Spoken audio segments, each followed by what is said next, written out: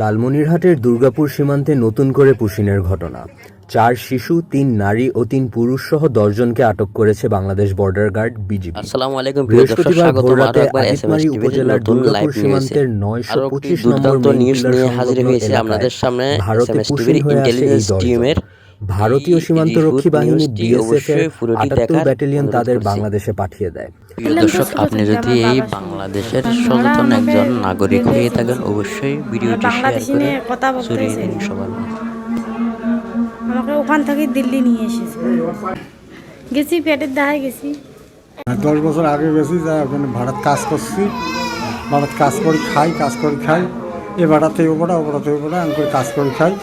পরে আমাকে পুলিশ পাকড়াল, আওতে চিত পায়, পাকড়াল আনলো দিল্লি নিয়ে দিল্লি থেকে বাসে করে নিয়ে গেল এয়ারপোর্ট তুলে দিয়ে আমার আনে নামাল কি গৌহাটি নাকি কথা করলে ওই জায়গার নামে ওখান থেকে বাসে আনিয়ে তারপরে এত আনিয়ে আমাকে বর্ডার শাড়ি দিয়ে এদি যাও ভাইয়া বাড়ি করে দিলি ওই কথা শাড়ি।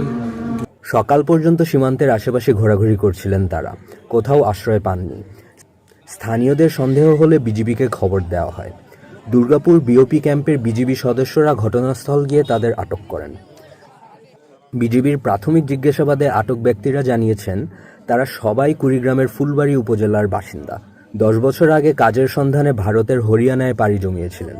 সম্প্রতি বিএসএফ তাদের ধরে নিয়ে সীমান্ত দিয়ে বাংলাদেশে পুশিন করে। ফুলবাড়ী থানার বড়ভিটে ইউনিয়নের 6 নং ওয়ার্ডের মেম্বার আমি।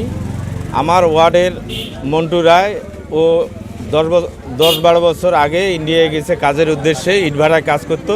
তাকে আবার ইন্ডিয়ান পুলিশ এবং বিএসএফ ওরা বাংলাদেশে পাঠিয়ে দিয়েছে। এই কারণে আমি তাদেরকে নেওয়ার জন্য, রিসিভ করার জন্য এখানে আসছি। এটা হলো আদিতমারি থানার দুর্গাপুর ইউনিয়ন এবং দুর্গাপুর বাজার। এখানেই ওই ব্রাক অফিসে একটা সাবেক ছিল, ওখানেই রাখছে।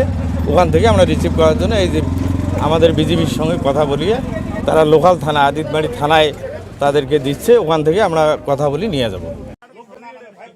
আটক হওয়া 10 জনের মধ্যে 4 জন শিশু, 3 জন নারী ও 3 জন পুরুষ।